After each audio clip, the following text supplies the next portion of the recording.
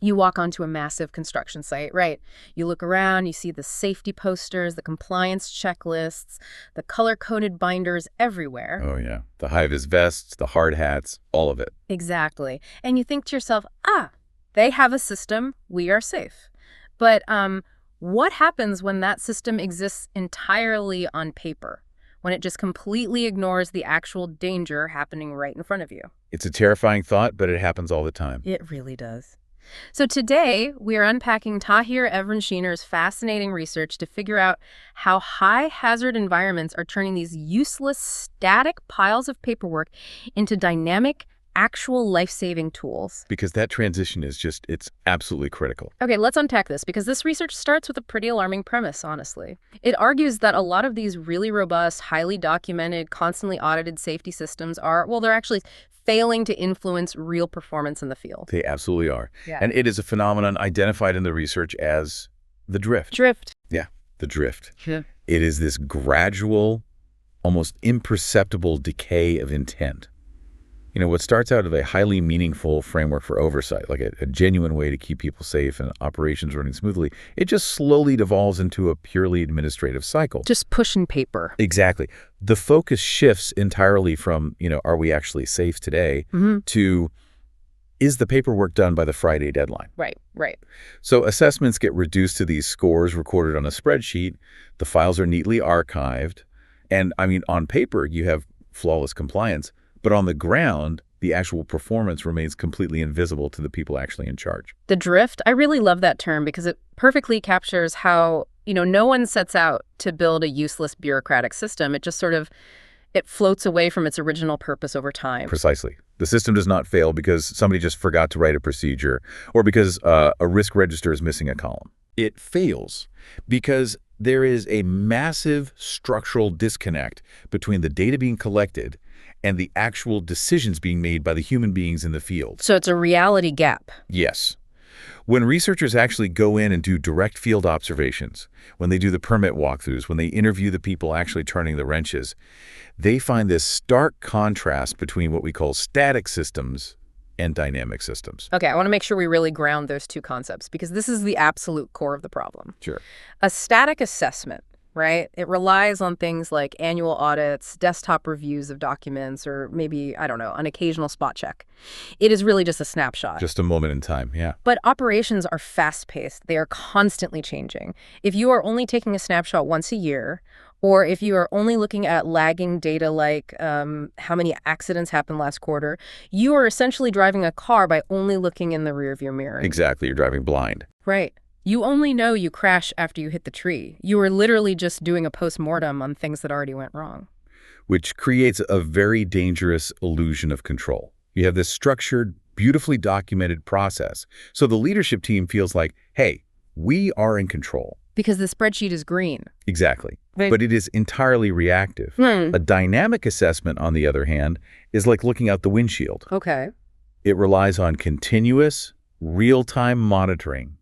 It blends behavioral observations with compliance data as the work is actually happening.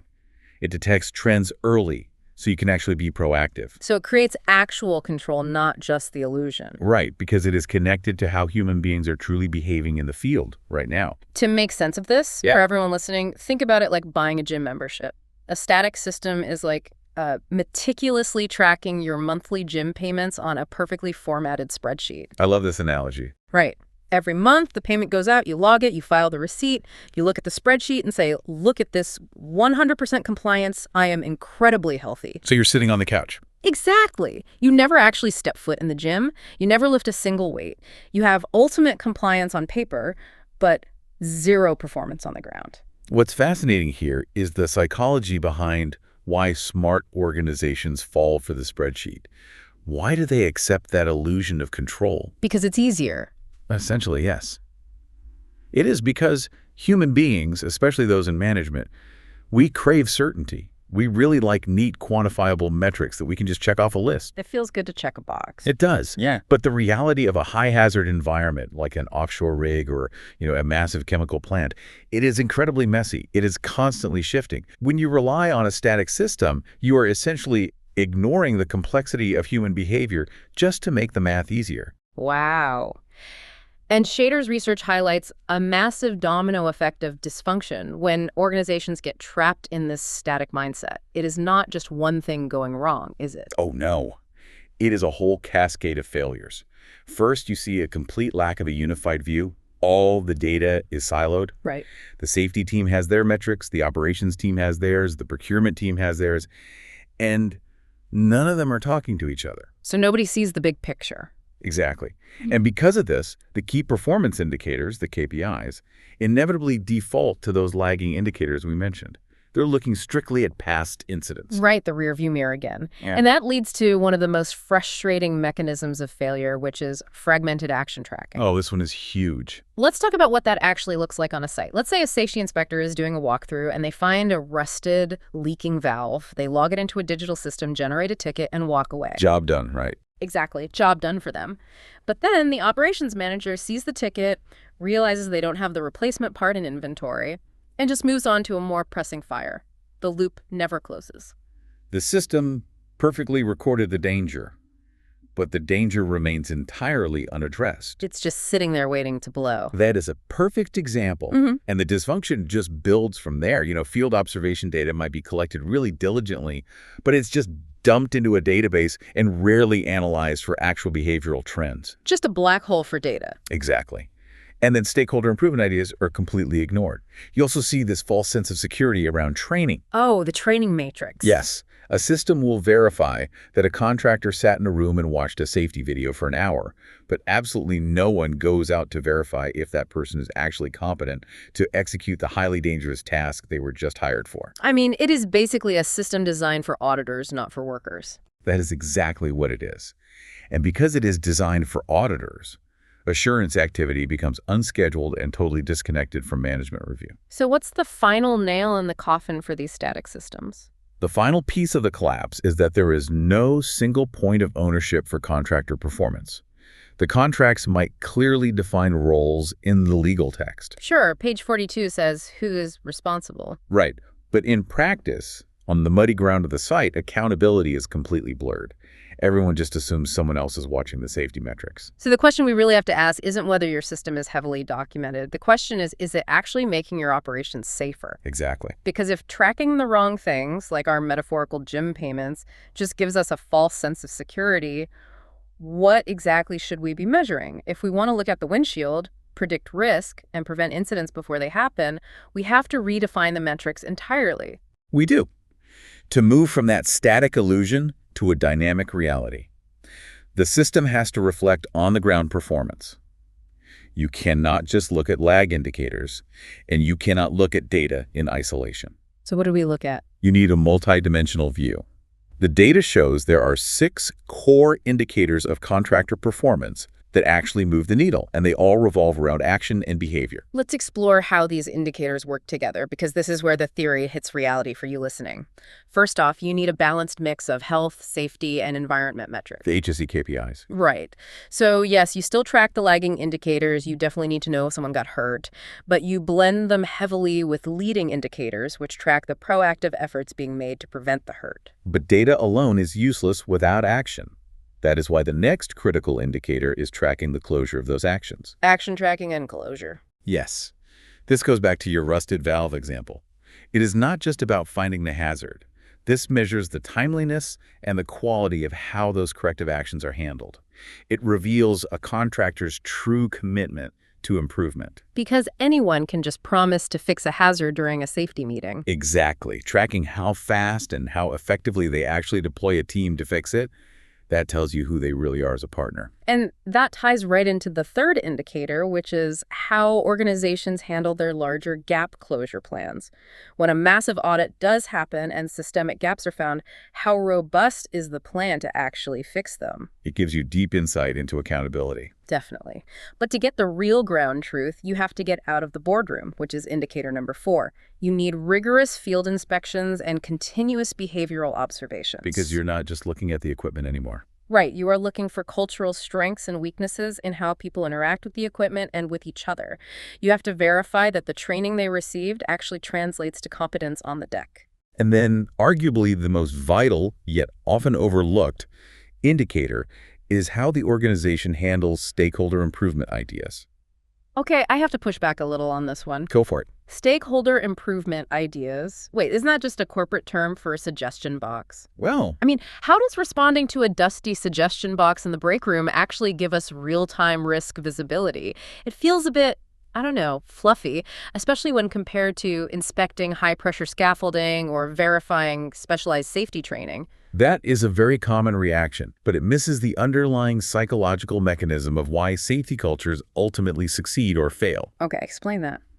In a high-hazard environment, a frontline worker speaking up is not just a polite suggestion. It is the ultimate leading indicator of safety culture. It proves that psychological safety actually exists. How so? Think about the power dynamics on a rig.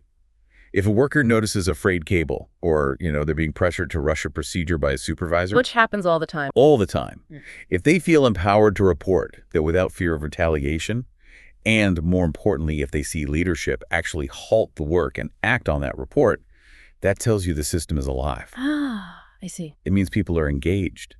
If the suggestion box is empty, it absolutely does not mean your site is perfectly safe. Right. It means people are either not paying attention or they are terrified. Exactly. It means they are too afraid or too cynical to speak up. They have learned that management doesn't actually care, so why stick their neck out? Yeah, why bother? Both apathy and fear are massive red flags for impending disasters. All of this data, the action closures, the field observations, the frontline feedback, it all must help leaders tell a clear, compelling story to their teams about what is actually happening on site. If the data does not do that, it is just a distraction. That makes total sense. An empty box isn't a lack of problems, it's a lack of trust. And a lack of trust is a leading indicator for a major accident. Absolutely. Okay, so we understand the mechanics of what we need to measure, but let's be real here. Gathering all of this multidimensional data continuously sounds great in theory, yet it could easily lead to an avalanche of new paperwork. Oh, easily. If we aren't careful, we are just trading one bureaucratic nightmare for another. So how do we design this for reality? How do we implement a dynamic system without completely overwhelming the very people we are trying to protect? That is the pivotal challenge. There is a huge misconception out there that dynamic systems are inherently complex, wildly resource-heavy, and require, endless data entry. Right, nobody wants more data entry. Exactly. But when they're structured effectively around a few core design principles, they're actually incredibly practical and scalable. Here's where it gets really interesting, because the very first principle to making this scalable is implementing a genuinely risk-tiered assessment framework. Yes. Not all contractors carry the same risk, so they absolutely shouldn't all be treated the same way. It is exactly like a hospital emergency room triage system. Oh, that is a fantastic analogy. Walk me through how you see that applying here. Well, if you are the triage nurse in an ER, you don't send a patient with a paper cut to the MRI machine. Right, obviously. You give them a Band-Aid and you send them on their way. And you certainly don't send a heart attack patient to the waiting room to fill out 6 pages of family medical history before you treat them. That would be disastrous. Exactly. You adapt the resource to the severity of the risk. But in the corporate world, we often subject the catering company to the exact same rigorous auditing process as the high-pressure welding team. It makes no sense. It doesn't. Treating all contractors with the exact same level of scrutiny actually creates risk. It clogs up the system, it generates mountains of useless paperwork, and it wastes your safety team's most valuable resource, their attention. If we connect this to the bigger picture, that triage approach is exactly how you eliminate purposeless data. When leaders are not drowning in meaningless compliance checks for low-risk activities, like auditing the caterers, as you said, they can focus their deep analytical attention on actionable insights where it truly matters. Where the actual danger is. Exactly. But to make that triage system work, you need absolute clarity of roles and decision ownership. Which means moving away from just processing forms. Correct. You have to clearly distinguish who owns the contractor readiness, who owns the quality of the assessment, and who is actually putting their name on the line to accept the operational risk. Putting their neck on the line, basically. Yes. Performance improves dramatically when people stop seeing themselves as administrators routing a form and start owning the life and death decisions those forms represent. And you have to do this with the right pacing, right? The research emphasizes earlier and more frequent data capture. That's the third principle, yes. If you only assess risk right before a massive project starts or, only once a year, you almost always end up with an incomplete picture. You need clear, frequent cadences to prevent those blind spots from forming. And that data capture cannot just be digital. Field verification has to be a real foundational input. Not just checking a box on a tablet. Right. In defined risk scenarios, physically observing behaviors and checking critical controls in the field becomes a non-negotiable quality gate. It is not an optional extra step you do if you have time. It is the core of the system. Which brings us to how we actually use all this information. Dashboards and performance data have to be used as active management tools. Yes, the fifth principle. You use them to see the behavioral trends, you track those action closure rates we talked about, and spot emerging risks. You don't just use them as a digital filing cabinet for old assessments that no one will ever look at again. That is the essence of proactive risk management. You start detecting emerging risks early. You recognize recurring systemic issues rather than treating every problem as a localized one-off, and you foster real-time engagement with your contractors. They know you're watching. Exactly. They know you are watching the things that genuinely matter to their safety, and they adjust their behavior accordingly. Okay, so we have designed a really smart tiered system. We are tracking the right metrics. We are looking out the windshield, not the rearview mirror. We are triaging our resources so we aren't bogged down in paperwork. Sounds perfect, right? Right. But a system is still just a tool. It is software. It is processes. It is rules. The final piece of the puzzle, and often the hardest to crack, is the human element. How do you get humans, the operations teams, the contract managers, the tired workers on the deck, to actually buy into this and sustain it over time? Because design alone does not change outcomes. Implementation does. The most perfectly designed, logically sound system will completely fail if it is just forced onto operations from the top down by the safety department. Nobody likes being told what to do by corporate. Right. A dynamic system has to be co-developed with operations and contract management, so that it reflects the real tasks, the real constraints, and the real pressures of the job. Meaning it can't just be the HSE department, the safety folks imposing rules from an air-conditioned office. It has to be steered from within operations as a whole. Exactly. When operations co-owns the system, it sends a clear, undeniable signal that contractor performance is a core business imperative, not just a compliance hurdle to jump over. That shifts the whole culture. It does. And a big part of that successful implementation is role-based capability building. Instead of training people by making them memorize rigid 40-page procedures, you focus entirely on improving the quality of their decision-making. Giving them the tools to think. Yes. You teach them how to correctly classify a risk in the moment, how to select the right level of oversight for a specific task, and most importantly, when and how to escalate an issue when performance deteriorates. You also need what the research calls a layered assurance model. This means embedding the oversight into the daily rhythm of the work. Not just a yearly audit. Exactly. It is regular, informal field checks. It is joint reviews where management actually sits down with the contractors to look at the data together. It is disciplined action tracking. It is a daily habit, not a one-off corporate campaign with a catchy slogan. But let me anticipate a concern here. Because when we talk about this level of transparency and empowering the front line, there's always hesitation. Right. I was actually just thinking about that. If we make this system completely transparent and we empower the frontline workers to own these decisions, to triage risks, and to speak up constantly, does that weaken the oversight of management? People always worry about that. I mean, doesn't compliance, especially in a high-hazard environment where a mistake means a pipeline explodes, requires strict top-down enforcement, it feels like we are giving a lot of control to the very people we are supposed to be assessing. This raises an important question, and it cuts straight to the ultimate thesis of the entire body of research. Making compliance meaningful does not weaken oversight, it radically strengthens it. Wow, how? By bringing accountability back to where it rightfully belongs, with the people actually doing the dangerous work. So it is the difference between forced compliance and engaged accountability. Precisely. Let's look at the psychology of strict top-down enforcement. What does it usually result in? People hiding things. Exactly. Malicious compliance. If management just hands down a 100-point checklist and says, fill this out or you are fired, people will absolutely check the boxes to avoid getting in trouble. Just pencil whipping it. Exactly. But they will not actively look for ways to improve safety. They will ignore the rusted valve if it isn't specifically on the checklist. But when people can clearly see why they are doing something, when they see how the data they provide connects directly to decisions that keep them and their friends alive, they engage. The nature of the performance conversations shifts entirely. How so? Give me an example of that shift. Well, under a static system, A conversation is just a manager yelling about a missed paperwork deadline. Where's my form? Right. But under a dynamic system, it becomes a focused, collaborative conversation about a concerning behavioral trend on the site. Management says, hey, we noticed the scaffolding team is consistently skipping this safety check. Why is that happening? Are we rushing them? Do they need better tools? That changes everything. It does. The system stops being an administrative burden that workers actively resent and starts being experienced as a supportive tool that aids actual operational decisions. So what does this all mean?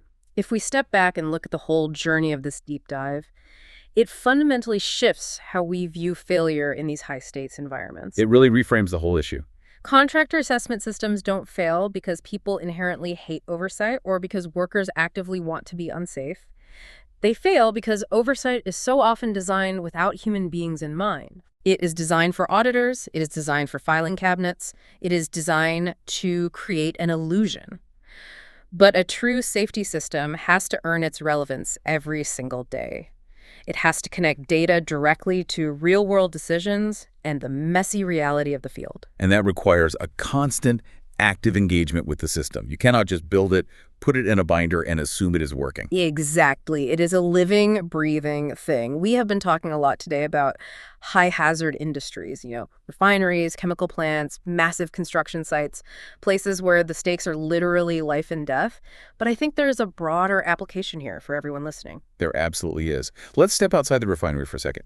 Think about the systems in your own life or in your own workplace, regardless of your industry. Are you tracking metrics just for the sake of logging data? Ouch, yeah. Are you filling out weekly status reports or habit trackers or, budget spreadsheets without ever actually changing your daily behavior based on what those numbers are telling you? The illusion of control strikes again. Exactly. Yes. So ask yourself this. If your personal or professional assessment system, whatever that looks like, for your specific role, completely disappeared tomorrow.